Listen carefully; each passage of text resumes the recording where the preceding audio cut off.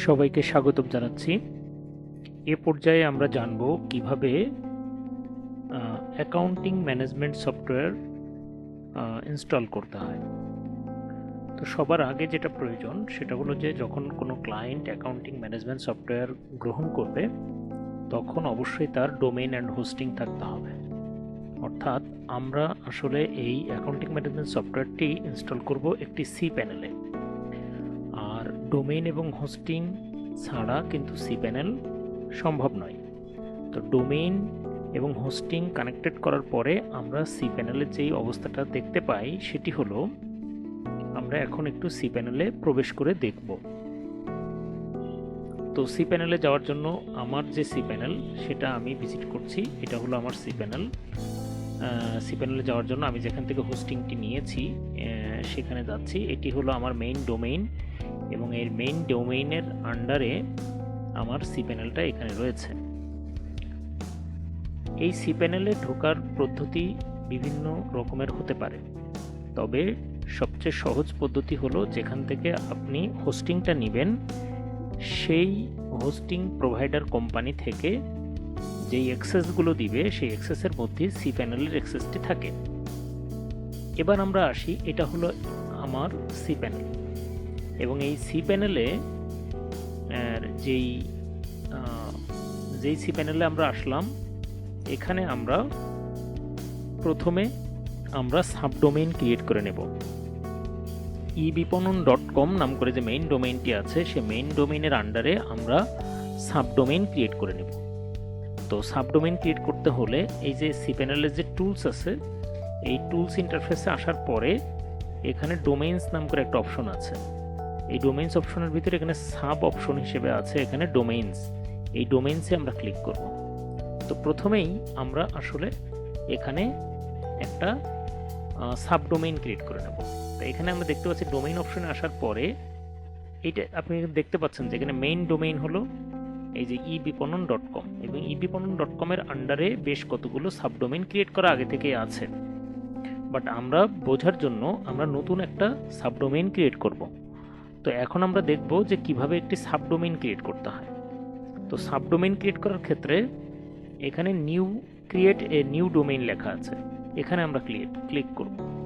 Click করার পরে এখানে একটা অপশন পাবো সাবডোমেইনের ক্রিয়েট করার অপশন হলো, আপনারা এখানে যে কোনো অপশন আছে সেগুলো দেখতে পাবেন যে সবার শেষে ebiponon.com লেখা আছে। অর্থাৎ আপনার যে মেইন ডোমেইন সেই মেইন ডোমেইনটা থাকবে, তার আগে কিছু জিনিস লিখে সেটা সাবডোমেইন হিসেবে তৈরি করতে হয়। সাপোজ আমি একটি সাবডোমেইন ক্রিয়েট করতে চাই টেস্ট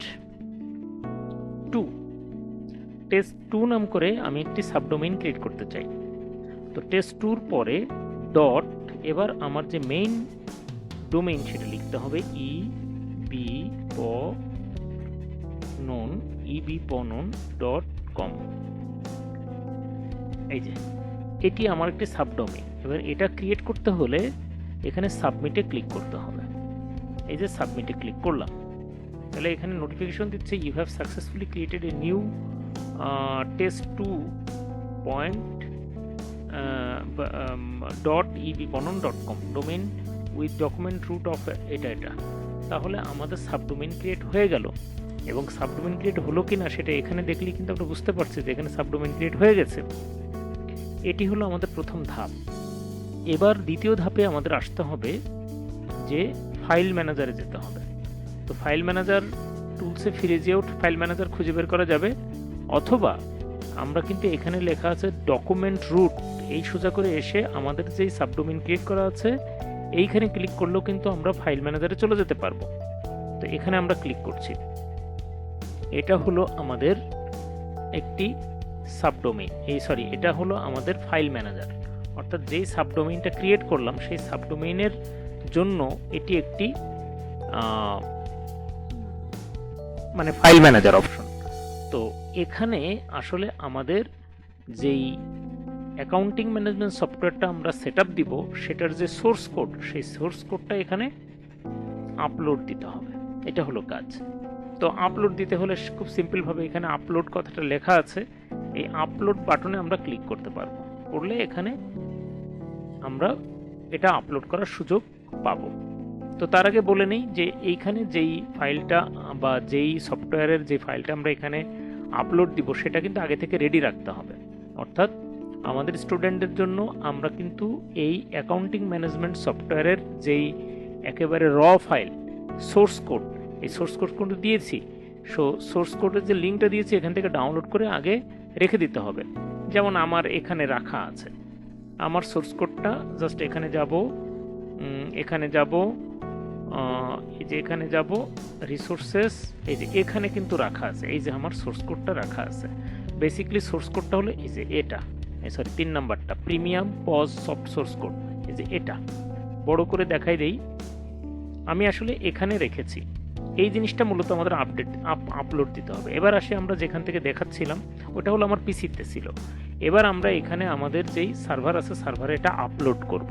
আপলোড করতে হলে সিলেক্ট ফাইল, তো যেখানে আমি আমার সোর্স কোডটা রেখেছি সেখানে আমি চলে যাব। আপনি যেখানে আপনার সোর্স কোড রাখবেন আপনি সেখানে চলে যাবেন। তো সম্ভবত আপনি ডাউনলোড অপশনে রাখবেন, তো রাখেন, সমস্যা নাই। এবার আপনি ইবিপণন কোর্স, এখানে আমি ক্লিক করলাম, করার পরে আমার এখানে রিসোর্সেস বলে একটা অপশন আছে, এটা আমি এখানে রেখেছি, আপনি আপনার সুবিধাজনক জায়গায় আপনি রাখবেন। এই যে আমি বলেছিলাম এই যে 3 পয়েন্ট দিয়ে প্রিমিয়াম পজ সফটওয়্যার সোর্স কোড, এই জিনিসটা ধরে এই এখানে আপলোড দিয়ে দিলাম। এই যে অলরেডি আপলোড হওয়া শুরু হচ্ছে, আস্তে আস্তে এগাচ্ছে, আমরা একটু অপেক্ষা করি। তো এটাতে আমরা এটা আপলোড করে ফেলার পরে আমাদের কিছু কাজ আছে, তো সেটা আর কি। তো বলে রাখা দরকার যে আমরা আপনাদেরকে যেই সোর্স কোডটা দিয়েছি এই সোর্স কোডটা ডাউনলোড করে আগে একটা ফোল্ডারে সুন্দর করে রাখবেন, তারপর এখানে চলে আসবেন। তবে অনেকে যে কাজটা করে সেটা হলো সোর্স কোডটা এখানে আপলোড করার সময় এখানে ওই যে জিপ ফাইল থেকে আনজিপ করে ফেলে, সেটা করা যাবে না। জিপ অবস্থায় এখানে আপলোড দিতে হবে। তো অলরেডি আপলোড 100% হয়ে গেছে, আপলোড 100% হয়ে গেছে মানে এখানকার কাজ শেষ। এবং এবার আমরা চলে যাব গো ব্যাক টু হোম, ঠিক আছে, গো ব্যাক টু হোম। তো এখানে গো ব্যাক টু হোম যাওয়ার পরে আমরা কিন্তু যেই সোর্স কোডটা আপলোড দিলাম সেই সোর্স কোডটা আমরা দেখতে পাবো। এই যে অলরেডি এখানে দেখা যাচ্ছে যেই সোর্স কোডটা আমরা আপলোড দিয়েছিলাম এটা সেটা, ঠিক আছে। তো তৃতীয় ধাপে এই সোর্স কোডটা যেটা আমাদের করতে হবে সেটা হলো যে এটা সিলেক্ট বাটনে ক্লিক করলাম, করার পরে ডান বাটন ক্লিক করলাম, করার পরে এখানে দেখেন এক্সট্রাক্ট বলে একটা অপশন আছে, এক্সট্রাক্ট, এই এক্সট্রাক্ট অপশনটাতে আমরা ক্লিক করব। করার পরে কিছুই করতে হবে না, এক্সট্রাক্ট ফাইলসে ক্লিক করব আমরা। তো অলরেডি এক্সট্রাক্ট কিন্তু হয়ে গেছে, ক্লোজে চাপ দিলাম। এখানে যে কাজটা রয়েছে এখানে আমরা কিছু ডাটা আমরা ডিলিট করব। তো ডিলিট করার আগে আমরা একটা ডাটা খুঁজে বের করার চেষ্টা করব। এখানে .sql বলে একটা ফাইল আছে, দেখেন .sql, এই যে এই .sql এই ডাটাটা আমরা ডাউনলোড করব। তো ডাউনলোড করতে হলে এটা সিলেক্ট করলাম, করার পরে এই ডাউনলোডে ক্লিক করলাম, করলে এই যে ডাউনলোড হয়ে গেল, ঠিক আছে, ডাউনলোড অলরেডি হয়ে গেল। এখন যে কাজটা করতে হবে, যেটা ডাউনলোড দিলাম এটা আসলে এইটা আমরা এখন ডিলিট করে দিব। এটা আমাদের প্রয়োজন না, ডিলিট না করলেও কোনো সমস্যা নেই, কিন্তু আমাদের এই ফাইলটা এখানে রাখার কোনো প্রয়োজন নেই, এই জন্য এটা আমরা ডিলিট করে দিচ্ছি। আরেকটা জিনিস আমরা ডিলিট করব, লগ ইন পাস বলে একটা অপশন আছে, এটাকেও আমরা ডিলিট করে দিব। এই যে ডিলিট, এই যে ডিলিট করে দিলাম। এটা এখানে ক্লিক করেও ডিলিট করা যায়, আবার এখানে ক্লিক করেও ডিলিট করা যাবে, সমস্যা নাই। আমরা একভাবে ডিলিট করে দিলাম। আবার যেই ফোল্ডারটা আনজিপ করেছিলাম আমরা সেটাও আমরা ডিলিট করে দিব, এটা রাখার তো দরকার নেই কারণ অলরেডি আনজিপ করে ফেলেছি। সো এখানে আমরা ডিলিট করে দিলাম। তাহলে এই 3টা জিনিস আলটিমেটলি এখান থেকে আমরা ডিলিট করে দিব। তো এই হলো আমাদের তৃতীয় ধাপের কাজ হয়ে গেল। এবার আমরা আবার আমাদের এই যে সি প্যানেলের যেই এটা আছে, সি প্যানেলের যে টুলস আছে সেই টুলসে আমরা চলে যাব, ঠিক আছে। তো সি প্যানেলের টুলসে চলে যেয়ে আমরা কিন্তু একটা ডাটাবেস ক্রিয়েট করব। তো সি প্যানেল টুলসে চলে গেলাম, যাওয়ার পরে এখানে আমরা খুঁজে বের করব, এটা আমাদের চতুর্থ ধাপ, সরি 5ম ধাপ। মাইস্কেল তো অলরেডি আমরা করে ফেললাম, সোর্স কোড আপলোড করে অলরেডি আমরা এক্সট্রাক্ট করে ফেলেছি। তারপরে মাইস্কেল ডাটা বেজের ওই ফাংশনটা আমরা ডাউনলোডও করলাম। আচ্ছা, এবার আমরা আসি এখানে ডাটাবেজ উইজার্ড বলে যে একটা অপশন আছে সেটাতে আমরা চলে আসব।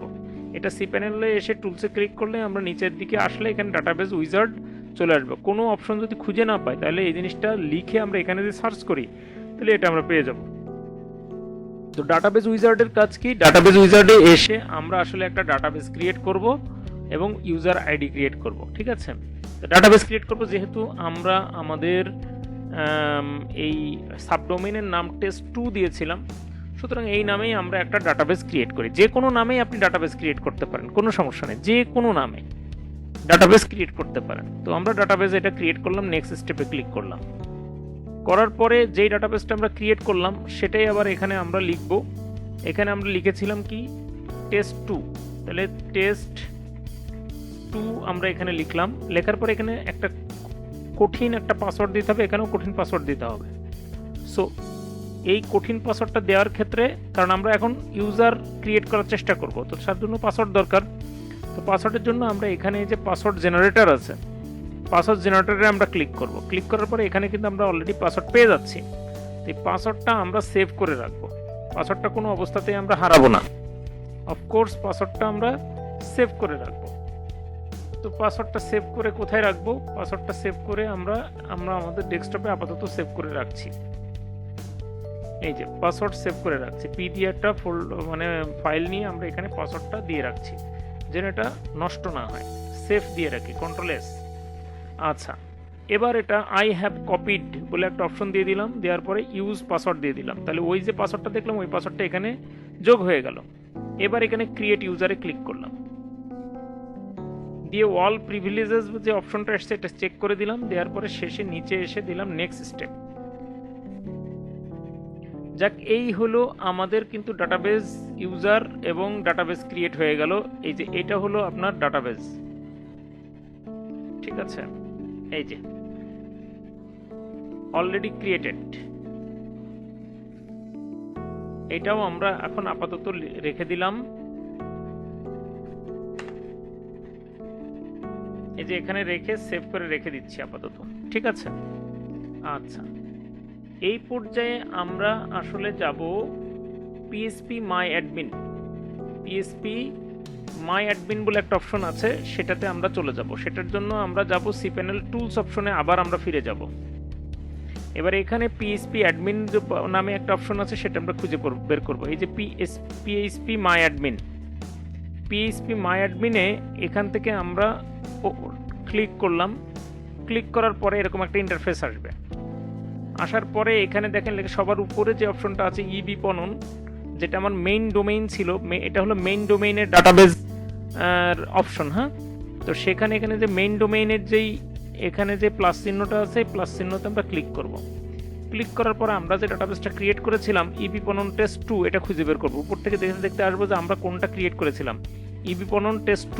আপনারা লক্ষ্য করলে দেখবেন যে এখানে লিখছিলাম আমরা কি ইবিপণন টেস্ট2।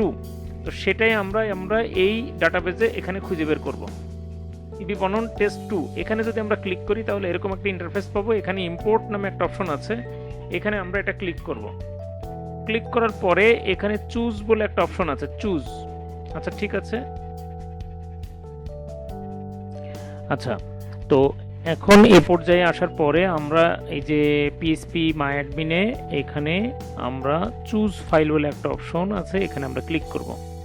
ক্লিক করার পরে এখানে একটা ফাইল আপলোড করতে হবে। কোন ফাইলটা আপলোড করতে হবে? যেই ফাইলটা আমরা কিন্তু ফাইল ম্যানেজার থেকে ডাউনলোড দিয়েছিলাম, মনে আছে কিনা, ওই ফাইলটা এখানে আপলোড দিতে হবে, ঠিক আছে। এই যে এই ফাইলটা, এটা .sql লেখা আছে, .sql এরকম একটা ফাইল কিন্তু আমরা ফাইল ম্যানেজার থেকে ডাউনলোড করেছিলাম, এবং ডাউনলোড করে আবার ওই ফাইলটা কিন্তু ডিলিট করে দিয়েছিলাম ওই ফাইল ম্যানেজার থেকে। তো যেহেতু এটা ডাউনলোড করেছিলাম এই জন্য এটা ডাউনলোড অপশনে আমাদের রয়েছে। তো এখানে এটা সিলেক্ট করলাম, করে ওপেনে ক্লিক করলাম, করে এই যে এই ফাইলটা এখানে আপলোড হয়ে গেল। এখানে আর তেমন কোনো কাজ নেই, এখানে ইম্পোর্ট বাটনে ক্লিক করতে হবে। ইম্পোর্ট, এই যে ইম্পোর্টে ক্লিক করে দিলাম, তাহলে আমাদের কিন্তু অনেকগুলো ধাপ কিন্তু একদম ক্লিয়ার হয়ে গেল। এবার আমাদের শেষ ধাপ, শেষের দিকে চলে আসলাম আমরা। এবার আমরা যেটা যাব সেটা হলো যে আবার আমরা এই cPanel-এ আবার ফিরবো। cPanel-এ আবার ফিরবো, টুলস, এখানে আমরা ফিরবো। ফেরার পরে এখানে যে কাজটা করতে হবে সেটা হচ্ছে মাল্টি ম্যানেজার, ফাইল ম্যানেজার বলে একটা অপশন আছে। এটাকে বলে হলো আপনার পিএইচপি ম্যানেজার বলে, PHP manager, multi PHP manager বলে একটা অপশন আছে। হ্যাঁ, তো সেটা হলো যে এখানে থাকে মাল্টি পিএইচপি ম্যানেজার। এই যে এটা আবারও দেখাচ্ছি, মাল্টি পিএইচপি ম্যানেজার। যদি কোনো কারণে এটা খুঁজে পাইতে অসুবিধা হয় এই cPanel-এ এসে, তাহলে এই যে সার্চ বারটা আছে এখানে আমরা লিখব পিএইচপি ম্যানেজার, ম্যানেজার। এই যে মাল্টি পিএইচপি ম্যানেজার চলে এসছে, কিন্তু এই যে এটা এখানে আমরা ক্লিক করব। ঠিক আছে, তো এখানে যে কাজটা করতে হবে সেটা হলো যে আমাদের যে ডোমেইনটা, সাবডোমেইনটা, সেই সাবডোমেইনটা কিন্তু এখানে ক্লিক করতে হবে, সাবডোমেইনটা সিলেক্ট করে দিতে হবে। test2, আমরা জানি যে test2.ebpanon.com, আমরা এই সাবডোমেইনটাই কিন্তু প্রথমে ক্রিয়েট করেছিলাম। তো সেটা এখানে এরকম চেক করে দিতে হবে। দেওয়ার পরে এখানে দেখেন একটা ভার্সন দেওয়া আছে EAPHP 81।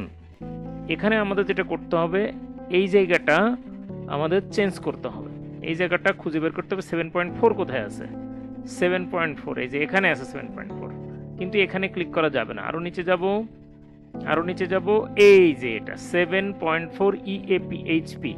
আপনারা খেয়াল করবেন যে এখানে লেখা আছে EAPHP, সুতরাং আমরাও 7.4-এ যাব, ঠিক আছে, কিন্তু EAPHP অপশনে যাব। উপরেরটা কিন্তু অল্ট পিএইচপি আছে, ALT PHP, এটা নয়, এটা গেলে কিন্তু ভুল হয়ে যাবে। যেতে হবে PHP 7.4 EA, এই যে এটা 7.4, এই যে এটা, এটাতে আমরা ক্লিক করে দিলাম। দেওয়ার পরে এখানে অ্যাপ্লাই করে দিলাম। অ্যাপ্লাই করে দিলে আমরা দেখব যে এখানে খেয়াল করে দেখব এখানে কিন্তু 81 ছিল, এই যে এখানে 8.1 ছিল, সেটা চেঞ্জ হয়ে গেছে 7.5 হয়ে গেছে। তো চেঞ্জ করলাম। এবার লাস্ট যেই অপশনটা আছে সেটা হলো আমরা আবার ফাইল ম্যানেজারে আমরা যাব। ফাইল ম্যানেজারে যাওয়ার পরে যে ফাইল ম্যানেজারে গেলাম, ফাইল ম্যানেজারে যাওয়ার পরে এখানে আমরা খুঁজে বের করব আমাদের সেই ডোমেইনটা কোথায়। এই হলো আমাদের সেই ডোমেইন, এই ডোমেইনের উপরেই আমরা ক্লিক করব। এই যে এখানে ক্লিক করার পরে এই যে এখানে আমরা চলে আসলাম। এখানে চলে আসার পরে এখানে অ্যাপ্লিকেশন নাম করে যে ফোল্ডারটা আছে সেই ফোল্ডারের উপরে আমরা ক্লিক করব। ডাবল ক্লিক করে ওপেন করলাম। ওপেন করার পরে এখানে আমরা দেখব এখানে কনফিগ নাম করে কোনো ফোল্ডার আছে কিনা, কনফিগ, এই যে কনফিগ, এখানে আমরা ক্লিক করলাম। ক্লিক করার পরে এখানে database.php তে চলে যাব। এই যে আবারও বলছি database.php, এখানে ক্লিক করব। এখানে নর্মাল ক্লিক করলে হবে না, এখানে জাস্ট একটা সিঙ্গেল ক্লিক করে ডান বাটন ক্লিক করতে হবে। করার পরে এখানে এডিট বাটন আছে, এডিটে ক্লিক করতে হবে। করার পরে এরকম একটা ইন্টারফেস আসবে। আসার পরে এই যে এই অপশনে আমাদের কিছু কাজ আছে। তো কাজটা কি, এখানে আমরা ইউজার নেমটা চেঞ্জ করব, পাসওয়ার্ড চেঞ্জ করব, ডাটাবেসটা চেঞ্জ করব। এই তিনটা জিনিস যদি আমরা চেঞ্জ করতে পারি তাহলে কিন্তু আমাদের হয়ে গেল। তিনটা জিনিস আমরা চেঞ্জ করব। তাহলে প্রথমে আসি user name. User name change করে ইউজার নেমটা কি দেব, ইউজার নেমটা দেব হলো এই যে এটা, এই যে এখানে যে ইউজার নেমটা দিয়েছি এটাই দেব, সেটা এই যে এটা। এখানে এটা Ctrl+C দিয়ে, অর্থাৎ এটা কপি করলাম।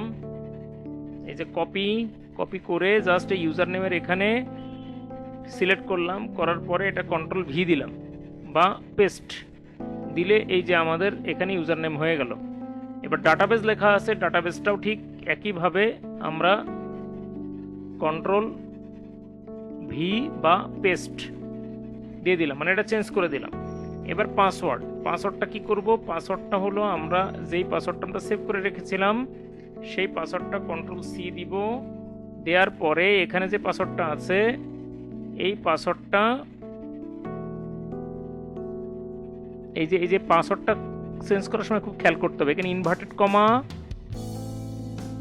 আর এই ইনভার্টেড কমার মধ্যে ওই পাসওয়ার্ডটা দিতে হবে, যে পাসওয়ার্ডটা আমরা কপি করলাম একটু আগে, ওইটা পেস্ট করে দিতে হবে। এই যে পেস্ট হয়ে গেল, কাজ শেষ। এবার সেভ চেঞ্জেস, এই যে অলরেডি সাকসেসফুলি চেঞ্জ হয়ে গেছে। এবার হলো আমরা যেই সাবডোমেইনটা নিয়ে কাজ করতেছিলাম, TEST, তারপরে 2, তারপরে ডট, তারপরে ebpanon.com, test2.ebiponon.com, এই যে test2.ebiponon.com, এটাতে যদি আমরা ইন্টার দেই তাহলে ইনশাল্লাহ এই যে চলে আসলো, সুন্দরভাবে চলে আসলো। তো সুন্দরভাবে চলে আসার পরে এইখানে আসলে আমরা একটা ইমেইল দিব। ইমেইলটা কমন ইমেইল, admin@example.com, example.com, ঠিক আছে। admin@example.com, আর পাসওয়ার্ড দিব হলো 1 থেকে 6, বাস আমরা প্রবেশ করে ফেললাম। এই হইল আমাদের টোটাল, কিন্তু আমাদের সেটআপটা হয়ে গেছে। এটাই হইল সেই প্যানেল, অ্যাকাউন্টিং ম্যানেজমেন্ট সফটওয়্যারের সেই প্যানেলটা হলো এটা। এই প্যানেলের কোথায় কি আছে সেটা আমরা অন্য ভিডিওতে দেখাবো, কিন্তু এই সফটওয়্যারের আমরা কিন্তু খুব সাকসেসফুলি কিন্তু ইনস্টল করে ফেললাম। আর এর আগে যেই ইউজার আইডি এবং পাসওয়ার্ডটা দিয়ে প্রবেশ করলাম, এটা কিন্তু চাইলে পরবর্তীতে আমরা চেঞ্জ করতেও পারবো। আচ্ছা, এবার যে কাজ, ক্লায়েন্টকে হ্যান্ড ওভার করার আগে আপনার কিছু কাজ করে দিতে হবে। সেটিংস অপশনে আসবো, আসার পরে স্টোর নামে একটা অপশন আছে, স্টোর। এই স্টোর অপশনে এসে এখানে লিখে দিবেন ইবিপনন, EBIPONON, ইবিপনন লিখে দিবেন।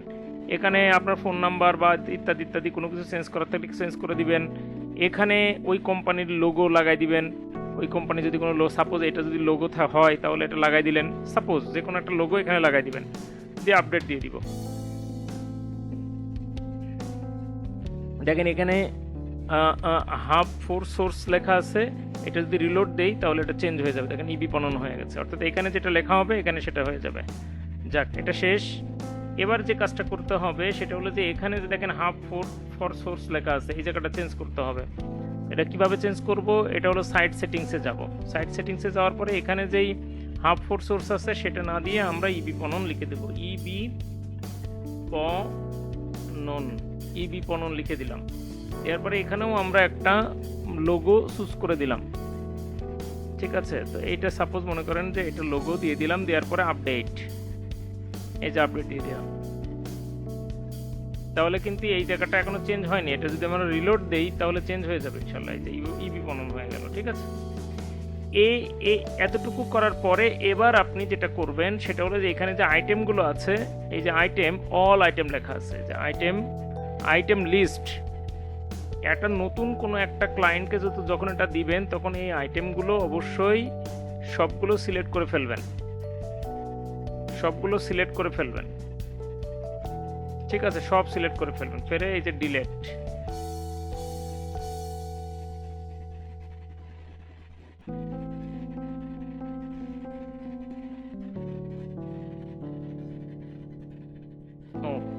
cannot delete these items, list have the purchase record। আচ্ছা, ঠিক আছে। তো আমরা তাহলে যেটা করতে পারি, এটা ফ্রেশ করার জন্য আমরা সব একসাথে ডিলিট না করে সিঙ্গেল করে আমরা ডিলিট করে দিতে পারি, ঠিক আছে। সিঙ্গেল করে এভাবে যতগুলো আছে এগুলো ডিলিট করে দিব আমরা আর কি। হ্যাঁ, অল্প কিছু করে চেঞ্জ করে এটা দিয়ে দিতে হবে আর কি। মানে এক কথায় ক্লায়েন্টের জন্য এই জিনিসগুলো ডিলিট করে দেবো, অথবা ক্লায়েন্টকে বুঝাই দিতে হবে, ক্লায়েন্ট নিজে এটা ডিলিট করে নেবে।